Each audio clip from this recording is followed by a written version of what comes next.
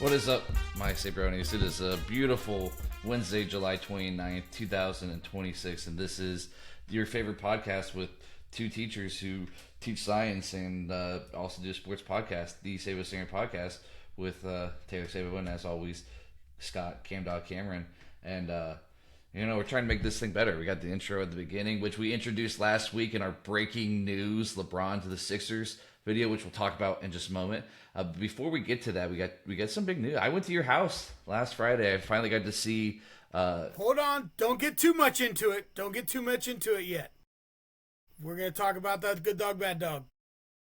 We're not doing good dog, bad dog today. All right, fine. And you were my good dog. I wasn't prepared. I was your good dog. You were my good dog because you actually came and you saw what the heck I'm dealing with. Yeah, we saw Scott Farms or CamDawg Farms, Cameron Farms. CamDawg Farms, that's right. What intended for us to get there about 6 o'clock and leave by 8 turned into us getting there about 6:45 and leaving at about 9:30. But it's good. Yeah. He took us to a good pizza place. Had a potato, a potato skins pizza. It was real good. Yeah. The whole hog pizza was good. You have a beautiful home, and you do a lot of work around your home. I will give you that. And I got to see the studio live. That's true. Yep. This was the bedroom for the babies when we were all little kids and stuff. So yeah. It's a crib room, but it's now my office and now it's your studio. Crib. Now it's your crib. Crib boy. Hey, listen, you're taking that intro music a little too far. Can I take that and take that intro music and put on a burnt CD from in 1999 and play that in my sound system in my car? Absolutely, I'll send it to you. Hey, that's some Drake right there. That's trophies. Okay, that's a instrumental, non-instrumental version that I had to make to copyright and all that stuff. But shout out Drake. I am excited for this episode. We're gonna talk a lot of good stuff. We're gonna talk some LeBron to the Sixers. We're gonna talk some college football. But before we get to that, I'm excited about this. My favorite blind ranking that we have done. That's why there's no time for CamDawg's conversation this week. We are doing blind ranking. Are you excited for this blind ranking? Okay, let's go. Let's do this. So we are doing this. We're doing this blind ranking. Okay, and I want to just make this great. Okay, I want to make this great. We have talked many times. We've done music. Sorry, I'm just getting prepared. We've done music. Okay, we did music genres. Okay, but today for you, I have 15 on here. Okay, we're gonna do 15, but you only get to pick 10. There's 15 total, but you're only gonna do 10. Okay, hit wonders. Oh man, and rank them 1 through 10. 1 through 10, and again, there's 15 on here that I went through. Maybe not the most popular all time, but 15 that I like, 15 that I think are good, and you are going to blind rank out of these 15, 10 of them. 1 hit wonders. Okay, let's do it. Ready? I'm into this. Let's go. Let's go. Oh, this one. I'm excited. Does it play the song too? Well, that's why I got the iPad for. Everybody knows this one. 1,000 miles. Where do you put 1,000 miles? 1,000 miles. Oh man. I'll be honest. I'm further not going to adulterate this too much because I don't want to look what all the other songs are in comparison. So I'm going to shield my virgin eyes. I'm going to give that. I'm going to give that a 6. Wow. That piano run, that arpeggiated, that's beautiful. And making my way downtown. And I miss you. I need you. I wonder if the Rolling Stones are going to sue her too. Just kidding. Nah, probably not. All right. 1,000 miles has been removed. Okay. That is number 6. Okay. The next one. Are you going to rank it? No. It's not like what Oh. Okay. All right. Another one. What is love?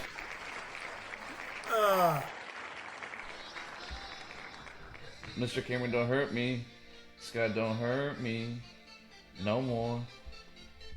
Listen. What is love? I'm going to go... The only reason why this is remotely... The only reason that's keeping this from being 10 is that it was a part of a hilarious SNL skit, which became a movie with Will Ferrell and stuff, and Chris Kattan. So I'm going to give that a 9. Okay. You talking to me? You talking to me? And they start humping everything. All right. Yep. What is Love is at number 9. Next one. I don't want to look. Oh, this one. This is I'm not a fan of this one. You say. I am not a fan of this one, but some people are.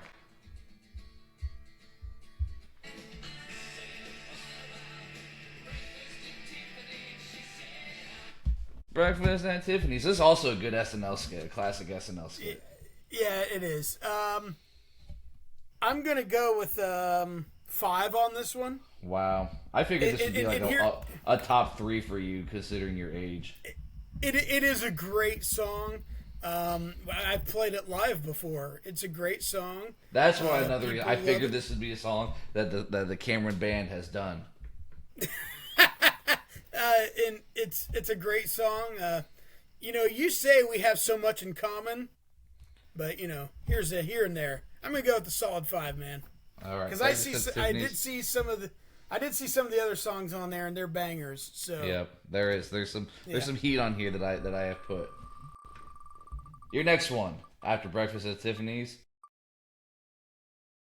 Oh, this is why. Oh. Everybody knows this one. This is a classic, an absolute one-hit wonder. Oh. It's Friday night.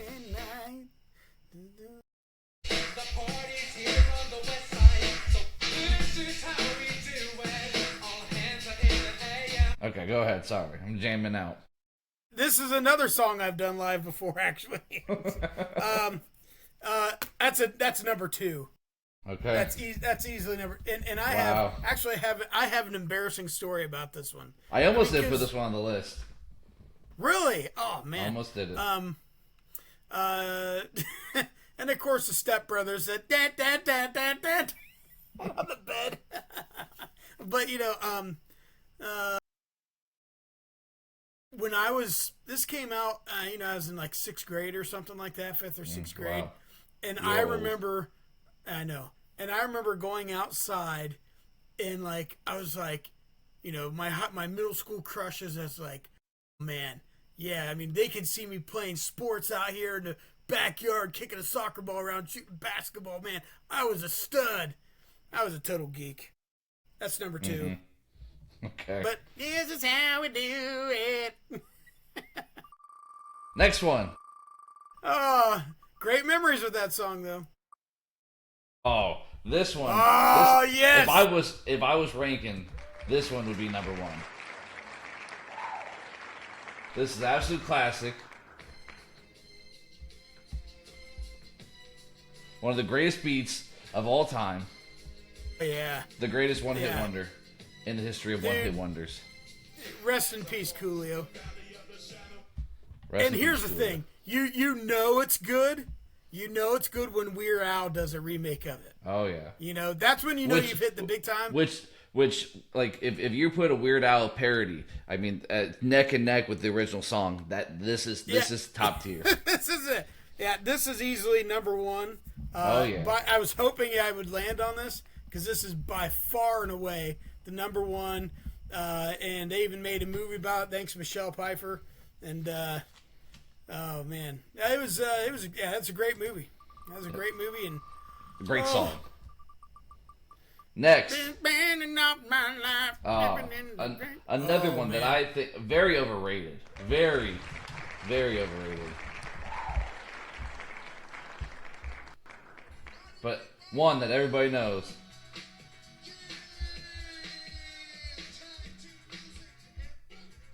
You get it.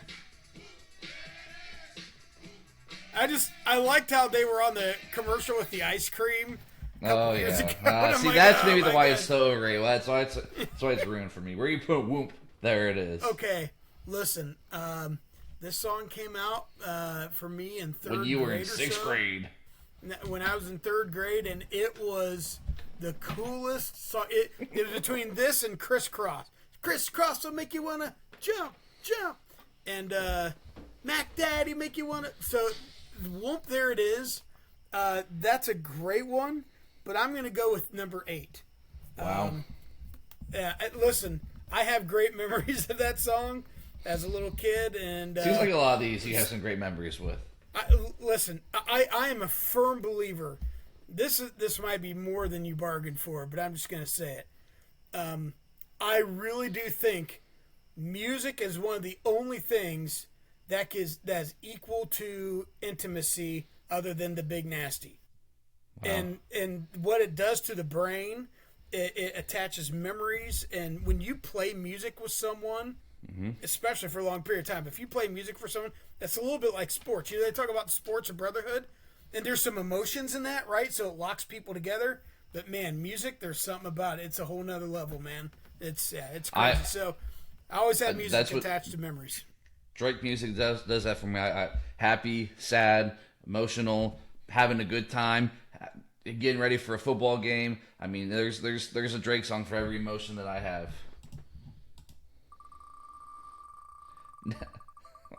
Next up on your list, you have. Oh, I knew you wanted this song on there. I knew you.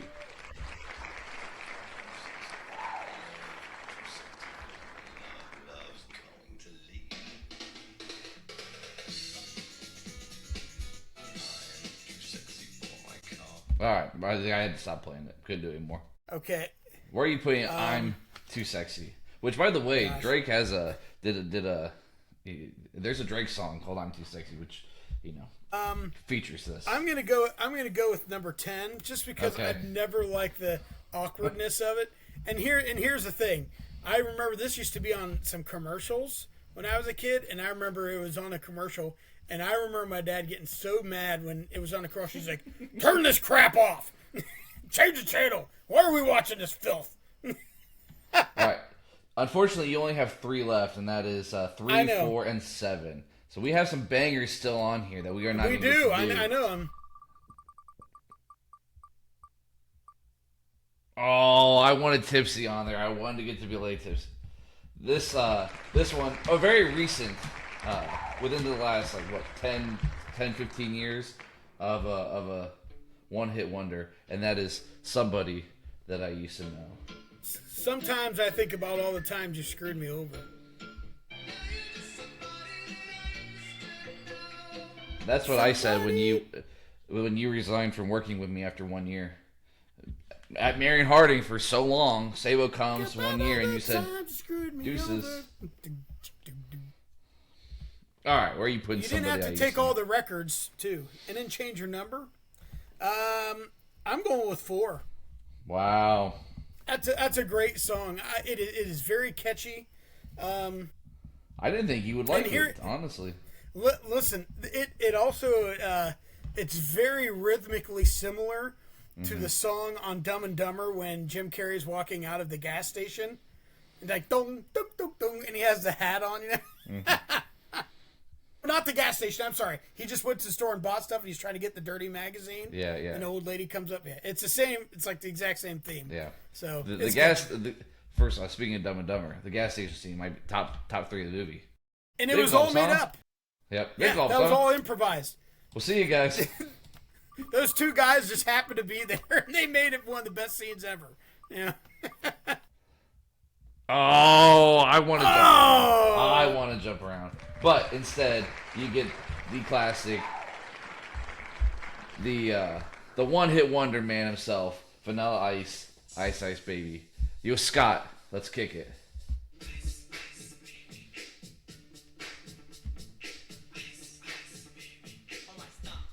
I have 3 and I have 7 left. The fact that he had to steal the lick from Queen, but I tell you what, Derek did a real bang up job, and that's why he won the competition. Yep. Over Brennan. So I'm going to go with number 7. Lip singing Ice Ice Baby. That's a great song. It's a great song. So right now, before we are finished, before we round out number 3, Gangsta's Paradise at 1. This is how we do it too. Somebody that you know easy. 4. Breakfast at Tiffany's 5. 1,000 Miles at 6. Ice Ice Baby 7. Whoop, there it is at 8. What is Love at 9. And I'm Too Sexy at 10. And your last one that you get to rank I can 3. die with that list. That was a great list. Number this 3. One's going to be sketchy. I had to put this one. I honestly, this is a good song.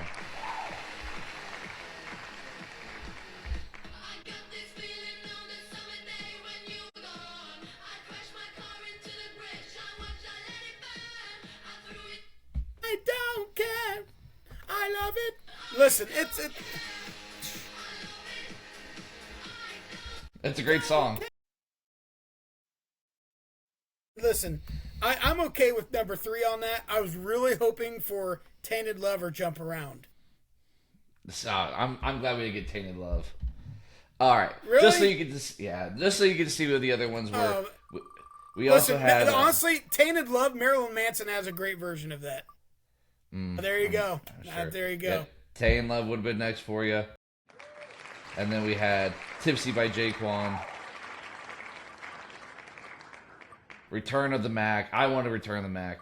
There's your jump around. Yeah. House of Pain. I feel like I'm in a Wisconsin football game. And then the worst song on here, besides probably Tainted Love. But there you go. There you go. And then Tipsy and Return of the Mac. So that is your top 10 list. Listen, and here's the thing. If you're watching this, if you get on YouTube and you look at how they made Jump Around, it's actually really cool.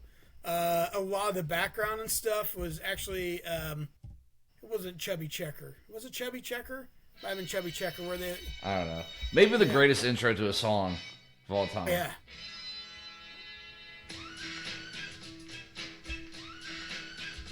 That bum bum bum bum. That's a Chubby Checker song, and the actual song is bum bum bum bum bum bum bum, and they slowed it down a bunch, and that's actually saxophone from an album. And you can look it up on YouTube. It's awesome though. It's really cool how they did that. Brilliant. That's a rabbit hole for you people that we made this far to make sure that you go do. So that is your blind ranking for this Robin, week. Whenever I hear that song, I think about Robin Williams on Mrs. Doubtfire, and how Sally Fields walks in. It's like, oh, hey, dear, I didn't know you were going to be home early. Which is the exact same thing when I'm sitting at home and I'm having my way with a bowl of mashed potatoes. Where would you rank this blind ranking list on a scale of 1 to 10 if you had to blind rank the blind rankings that we've done? That we've done so far? Oh, this is number 1. Good. That's right yeah, up that's my all alley, I want. man. That's all I know. I figured when I thought about it last week, maybe not the most original thing ever, but I thought that would be a perfect one for us to do, especially this is beautiful. And the dog. I mean, we are almost in August. We're not gonna have time for these blind rankings much longer. So this is a good one. Maybe the last one of the summer. We will see. This and the Will Ferrell ones were really good. Yeah. Because next Thursday is the Hall of Fame game. 1 week from tomorrow, a Sunday, a weekend off, and then it is preseason football. And I know preseason football is preseason football, but if you think that I won't have preseason football on as I'm cooking dinner, then you don't know Taylor Sabo. I mean, we're in the pinnacle of it. All right, before we talk some football, let's rehash kind of what our emergency episode was last week. So we had 2 great episodes. We had Ho Ho on last week. Shout out Ho Ho, great kid who just a lot of fun to have on. Yeah. I'm really glad we did. And then we had emergency episode on Friday afternoon when LeBron James made his decision to go play for the Philadelphia 76ers. And I don't want to talk too much LeBron to the Sixers. We hit a lot. We kind of, I think, hit all the big points of it. But there's one thing I want to talk about before we get into the meat and potatoes of sports. You obviously know AI is a powerful tool, right? Last year, there's a bunch of AI songs that are coming out about LeBron, right? And some of them are corny, but there's one. It was "Man on the Lakers," and it was so good. It was like, and they got Luka D, and they got Austin Reeves, the real big three. I'm looking at LeBron on the Lakers, or something like that. Within 12 hours of LeBron going to the Sixers, we got man on the Sixers. And of course, YouTube wants to play an ad. I'm telling you, it was so quick. God. It is so good. No one probably prompted it.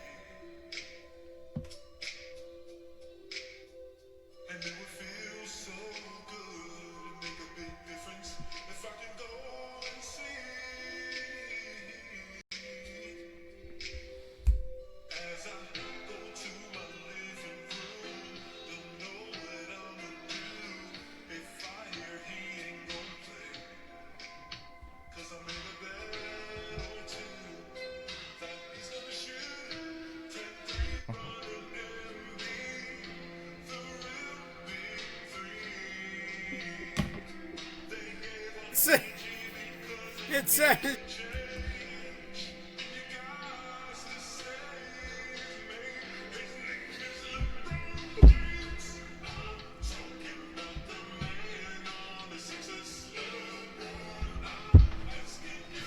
Oh man. It sounds like Biz Markie came back from the dead and did it does. song with Rod Stewart or something, But I'm telling you, like the Man on the Lakers one was so funny. Like, and then I'm telling you, within 12 hours, like the Man on the Sixers was released. AI is a powerful tool, and when it's used for something like that, it's hilarious. And I enjoy Man on the Sixers. I enjoy our LeBron. Is it worth the data centers, electricity usage, and killing of nature? Did you know that there's actually more water used to harvest corn than there is, that the data centers use? But, what do I know about science? A little bit. I teach physics. I will not be teaching 6th grade science. But, yep. Anyway. Well, Hey, speaking of LeBron, corn. I have some LeBron longevity facts for you, okay? Okay. Roughly 140 active players were born after his NBA debut. He's played against 37% of all NBA players in NBA history. He outlasted every player from the 03, 04, 05, and 06 draft class. He spent more than half his life as an All-NBA player. The oldest opponent he played was Kevin Willis, who was born in 1962, and the youngest so far has been Cooper Flagg, 2006. He has played against 1,857 different opponents. He's played with 250 different teammates. He has played against 12 father-son combinations. He played against 4 of his son's AAU/high school/college teammates. He is older than 6 active head coaches, and he's played against 5 active head coaches. LeBron James has been playing basketball for a very, very long time, and or at least getting one more year, if not 2, of the man on the Sixers. Listen, there's no doubt his productivity and his longevity will be unmatched. It's Tom Brady-ish, Mm-hmm. It's just you're not going to see that again. You just won't. Nope. And it is impressive, and I got to hand it to him. Not bad for being the second greatest player of all time. At least you can acknowledge that he's within the top 5. What's crazy is that that's a no-brainer. Yeah. Nah, some people don't want to put it there. Kevin Durant is sitting at 5th all-time leading scorer with 32,597. He is 6,000 away from passing Kareem to be the second all-time. And going in like LeBron has obviously you don't get to this point without playing a long time. Kareem had to play 20 years to become all-time leading scorer, and Kevin Durant, who's had a great career, and I know Kevin Durant for a good period of time, I hate Kevin Durant. I think going to the Warriors was a weak move. Just I'm fine with people leaving. Like when your team doesn't do stuff around you to build a team, you got to leave. But going to a 73-9 team, he could have went to the Boston Celtics. He could have went to any team in 2016. It would have been okay. I would have understood. But the 73-9 Warriors that just blew a 3-1 lead, you just don't do. You know what I mean? You just don't do it. And so you kind of lose some respect for him. But at the same time, too, the dude has been balling since 2007. Yeah. He's had a great career. He's going to become the second leading scorer of all time, and the gap when he retires between you think him you think he's going to overcome Kareem? I think that he is just a pure hooper, and I think that he's going to play another 4 years still. And I think that I wouldn't be surprised. I'm not saying, I'm not guaranteeing. I think that there's a chance that he passes Kareem to become number 2. But that gap is going to be so so ungodly huge between him and number 1 LeBron whenever LeBron retires, to where it's like, there's no way somebody can do this. Like, there's no way, because like we've talked about this before. Like, Wemby is phenomenal. Wemby has the tools to become the greatest player of all time someday. Like, he's so young and so dominant early on in his career. But like a guy like Giannis, right, his peak was great. Jokic's peak was great. They didn't do it for the first 4 or 5 years of their career. They had to build to become to become elite. Luka just doesn't seem like his body will be able to carry him for 20 years to be able to score at the level. The fact that LeBron is going to go in and let's say he just averages 18 points per game this season at year 24. I mean, it's unheard of. It's insane. Right. And he's built such a gap in regards to like the all-time scoring list, and a guy like Kevin Durant who's generational is not going to be able to even sniff it. Jordan was like that, where the first few years were developing, then he grew, and he grew because of the bad boys and everything else. The thing with Durant, a fantastic player, but a lot of people, just because you're good doesn't mean people like you or respect you. Sure. And also consider the fact that Lou Alcindor, he had to stay in college. There was no, and I know Durant was a one and done, and LeBron went straight to the NBA. But Lou Alcindor had to go play his years at UCLA. So, it's one of those things where if he did not have to do that, how many more points would he have had if he could get another 3-4 years? Yeah. Yep. So you got to factor that in. Yeah. No, and it goes back to the debate. It's hard to compare generations sometimes, but when we know 1, 2, 3, LeBron, Jordan, Kobe, I mean, you just know the right order of those. Those are your top 3. They have to be a top 3. It's not even close. Now, if you want to debate 3, if you want to say Kareem at 3 or Wilt or something, I could listen to it. But in my order, I go. But in my order, I go LeBron, Jordan, Kobe, 1, 2, 3. Wilt dominated an era that did not have a whole lot of competition. Kareem dominated an era in which big men didn't have the skills that he had, and so they couldn't stop him. But nonetheless, he still did. Yep. So.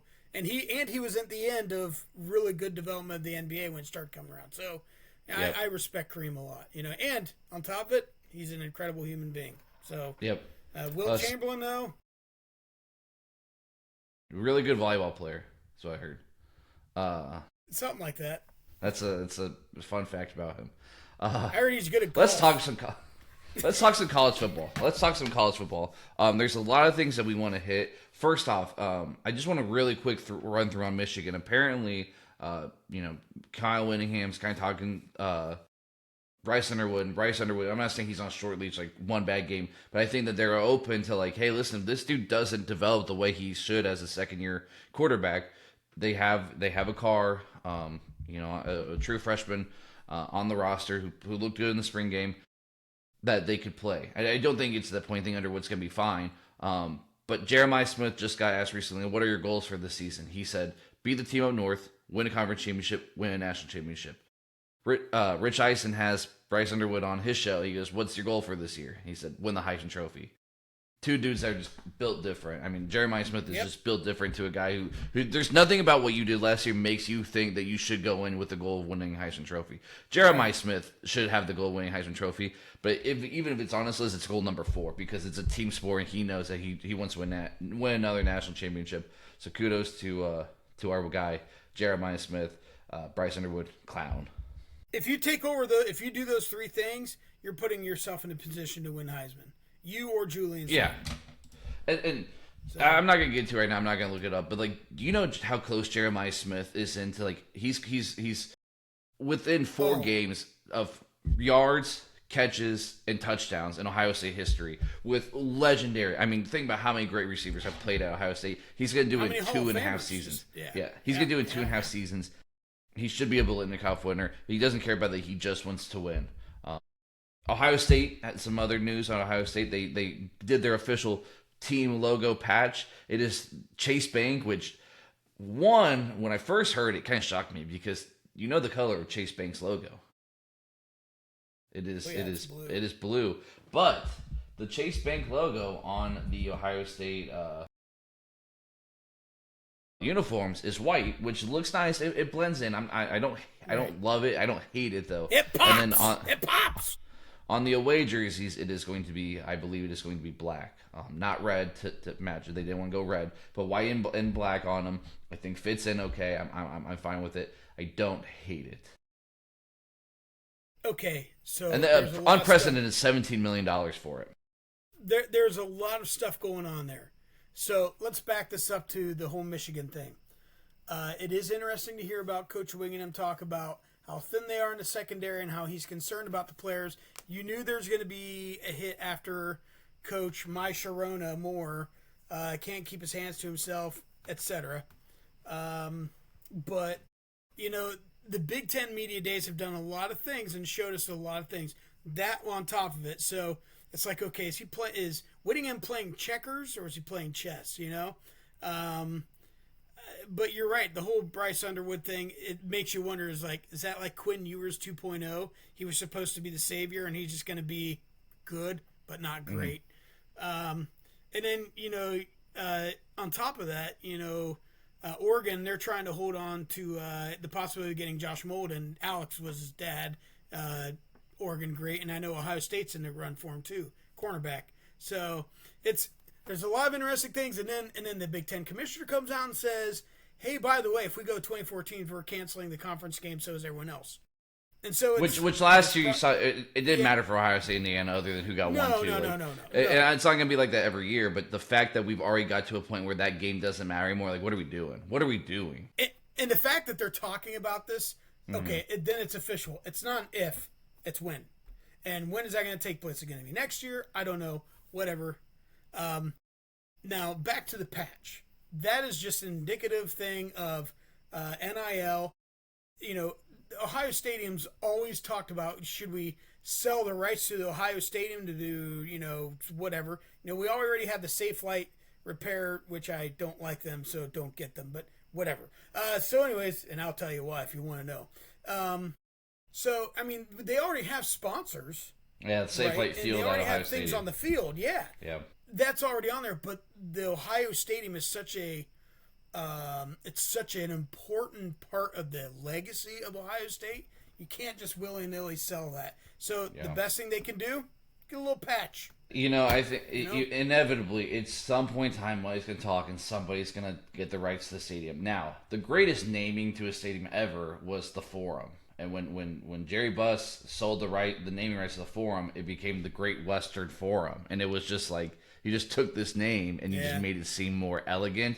That's what they need, something that's going to be like, just makes it elegant. I don't know what goes elegant with Ohio Stadium, but if you're going to do it, that is the only way. Like, it just, as long as it fits within, maybe the Sabo Standard Stadium.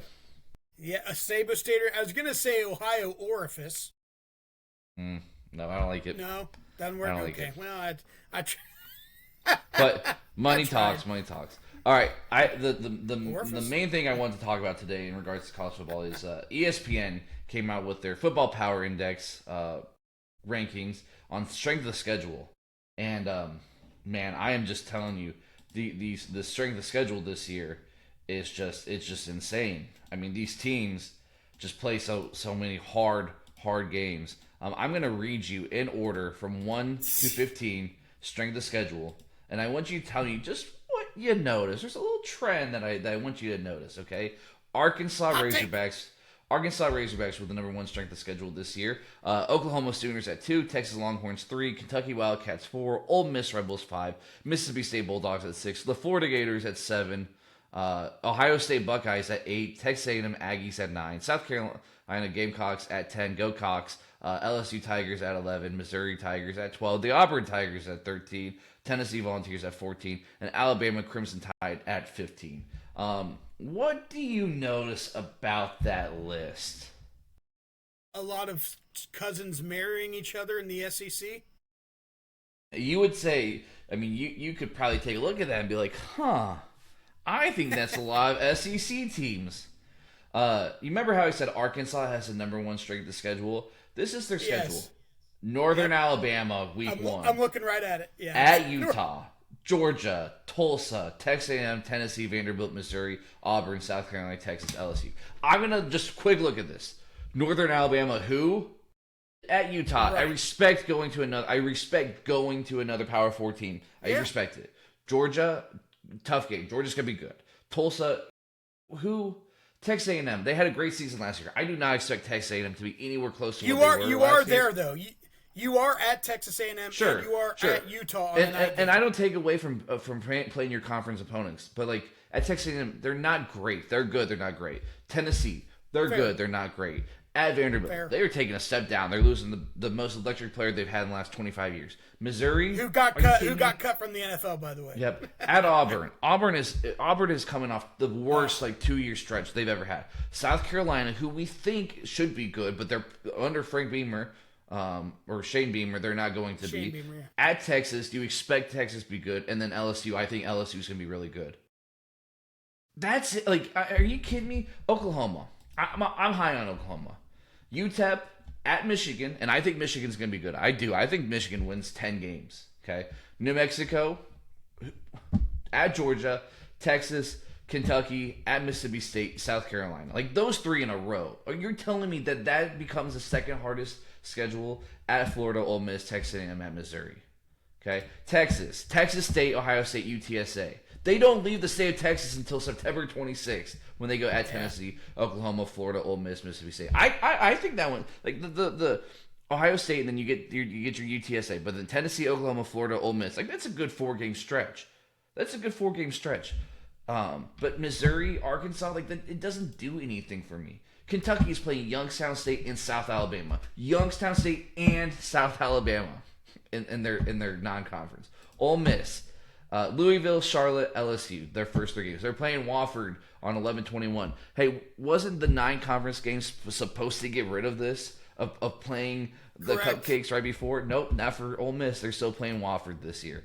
Mississippi State, Tennessee Tech, week 11. UL Monroe, week 1.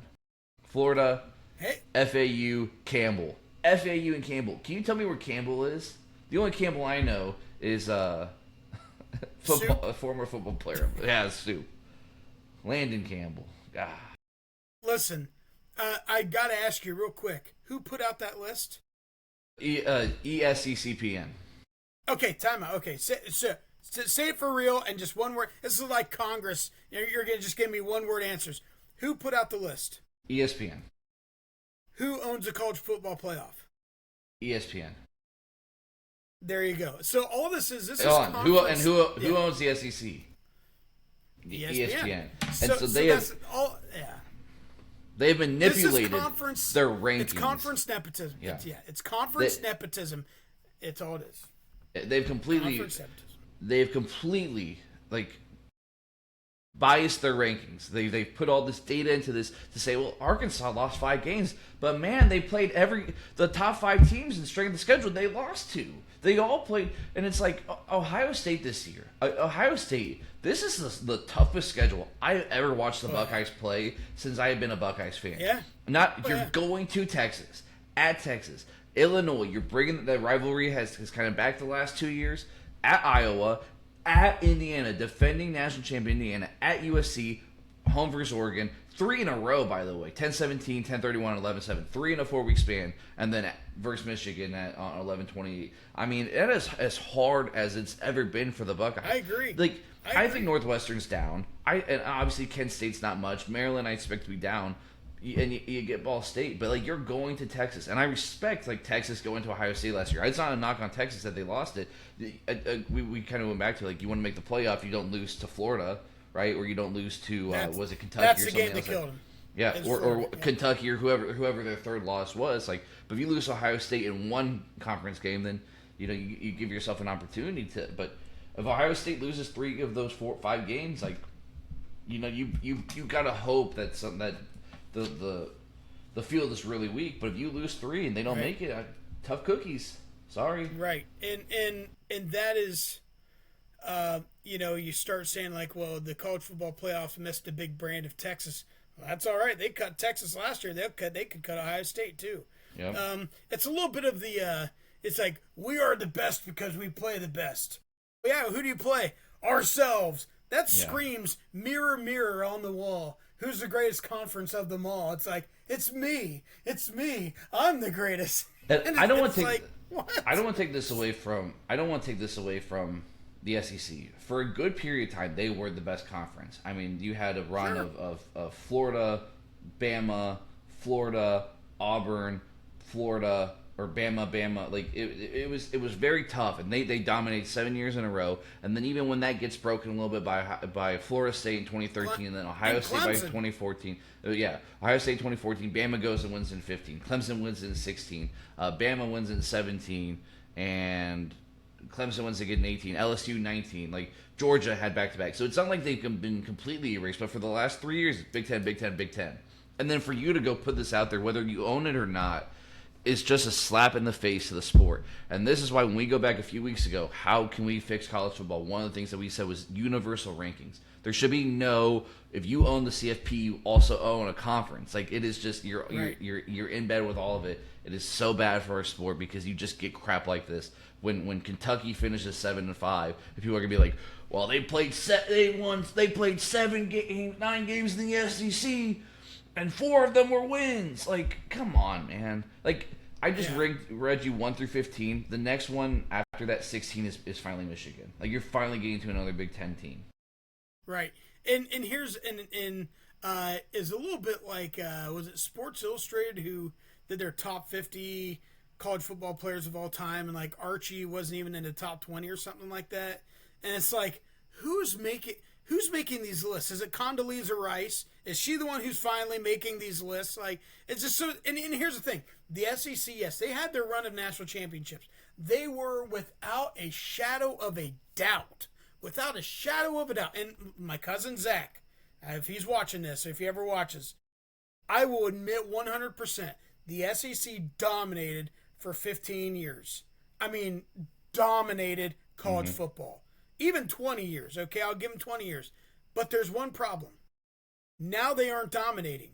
So before they're like, oh, we're the best conference in college football. And you know what? It's like, clearly, yeah, you're right. You know, so we give you the benefit of the doubt. But now all of a sudden, Big Ten starts winning all these national championships. How come we don't get the benefit of the doubt? Yep. Oh, it's right. It's because the biggest money market thing has the say, and it's bullcrap. When the SEC was the only one paying players illegally, they were winning all these games. The moment it becomes legal for everybody, it's an equal playing field. They don't have to be. And now, and the SEC is like, well, we will just take our conference and we'll leave and we'll just go play each other. And you ever see that meme where it's like all the guys huddled and the one like turns his thumb around like, see ya, like good riddance. And that's not good for the sport. I don't want the SEC to leave. I want Ohio State to go play Texas in the regular season. I want to play Bama and Georgia and those teams in the college football playoff. That's great. Georgia's going to be a good team this year. I think that LSU is going to be really, really good. I would love to see Ohio State and LSU play in the playoff. I'd love to see Ohio State and Bama play in the playoff. I went to the game in the Cotton Bowl 2 years ago. That is, as an Ohio State fan, I don't think it will ever be in a moment, a live game like that, like the Cotton Bowl was. To see a play of Jack Sawyer strip Quinn Ewers. I got to see that live. That doesn't happen if they leave, and that's good for the sport, those games. It's just when it's this bias. Real quick, do you know who the lowest ranked SEC team on this list is?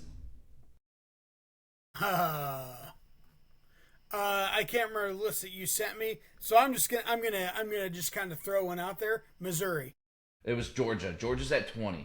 Tennessee State, Western Kentucky, Arkansas, Oklahoma, Vanderbilt, Alabama, Auburn, Florida, Ole Miss, Missouri, South Carolina, Georgia Tech. This is what I don't understand. That the Tennessee State and the Western Kentucky, whatever. I think it is what it is. Like Ohio State's playing Ball State and whoever else, right? Sure. So you can, but then you have your 9 conference games, and you have Georgia Tech, who I think is a very good ACC team.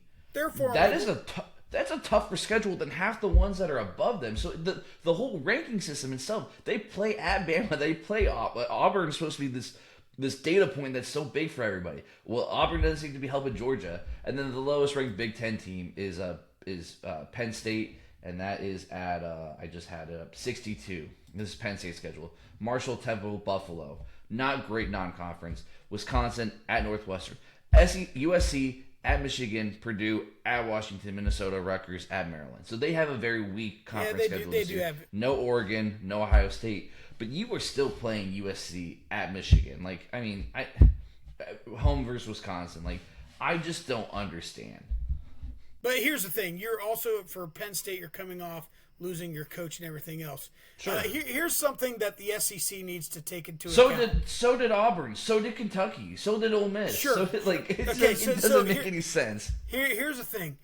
The SEC, what's going on right now with SEC saying we're going to take our ball and go home, it reminds me of something that happened about 7 or 8 years ago when there was talk about PGA players were mad. They weren't getting all the money. The schedule. It's boring. It sucks. So all of a sudden they make this LIV, this live golf, schedule and opportunities. Come over to Saudi Arabia, and it collapsed. Mm-hmm. And what it does, it divides the sport, and all of a sudden you don't get the eyeballs. No one cares, and it's like, yeah, you guys weren't really winning anything anyway. So, let's go watch the Big Ten. And so. That's a real, again, by money market, outside of Texas, the money market is not really good for the SEC in terms of big cities, big markets, other than their own kind. Yeah. And you're going to completely alienate. And so the SEC is going to pull a live golf league. And if they want to separate, they're only going to shoot themselves back in the foot. And they're going to come back and be like, please let us come back. And then it's like, okay, fine, you're allowed back, but there's consequences for leaving. Yeah, I think it makes me feel a lot. Remember 2020 when the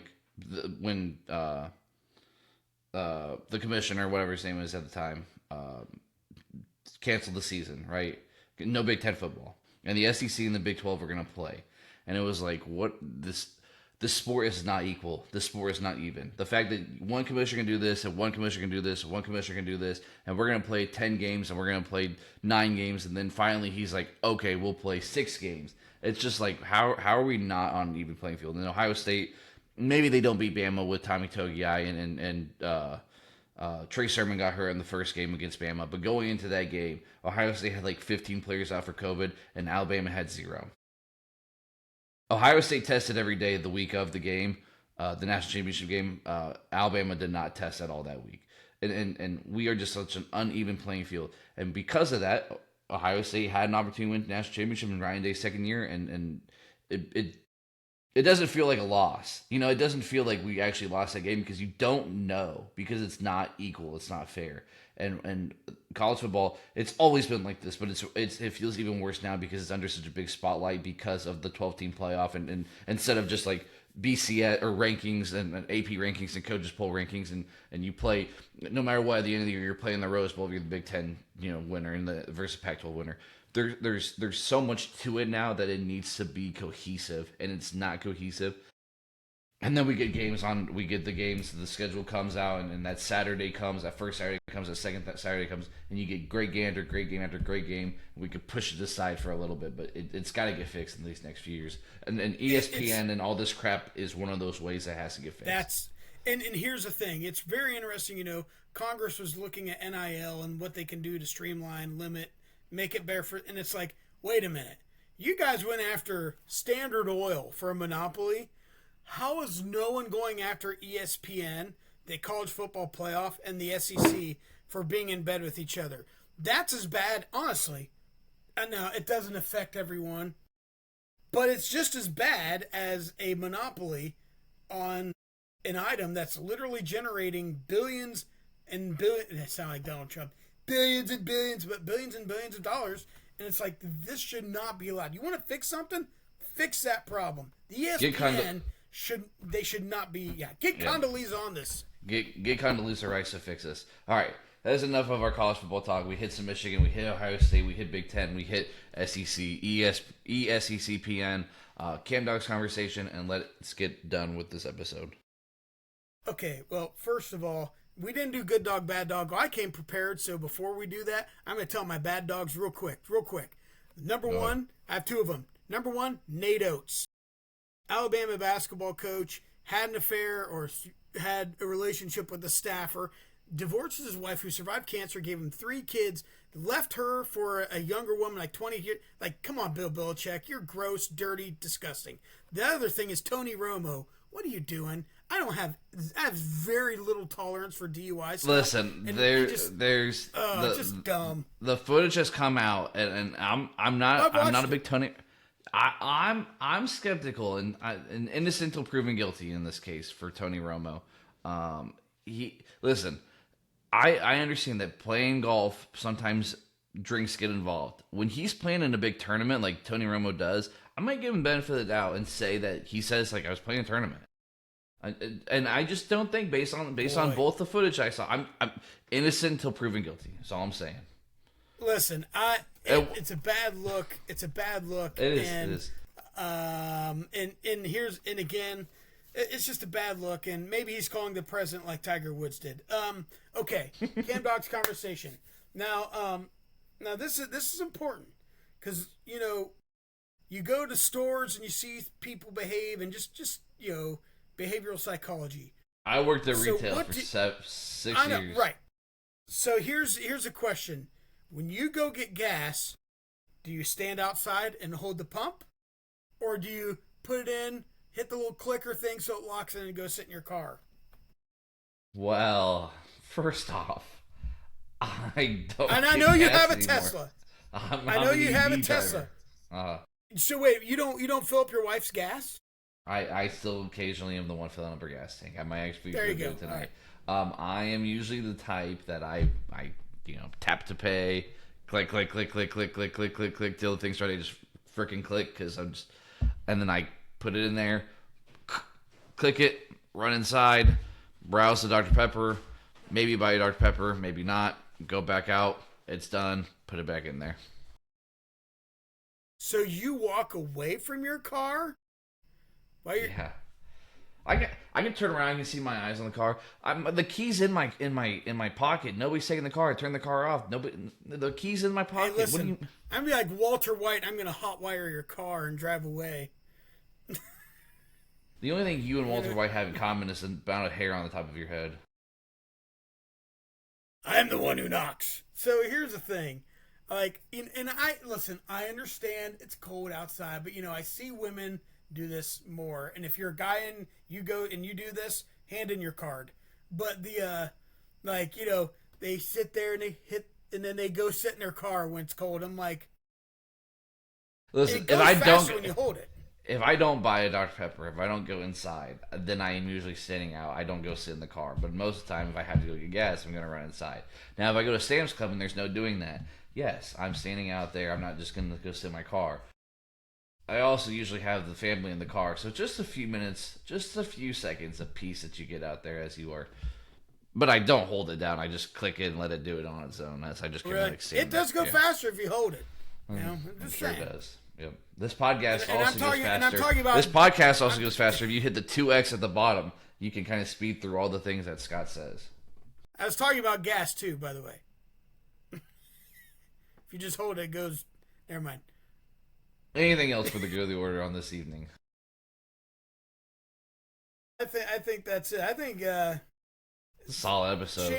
Shame on NATO. I actually called my cousin this morning. I'm like, dude, what's good? He's like, well, at least you did it the right way and he divorced his wife first. I'm like, are you kidding? That's awful. That was a good one, I guess.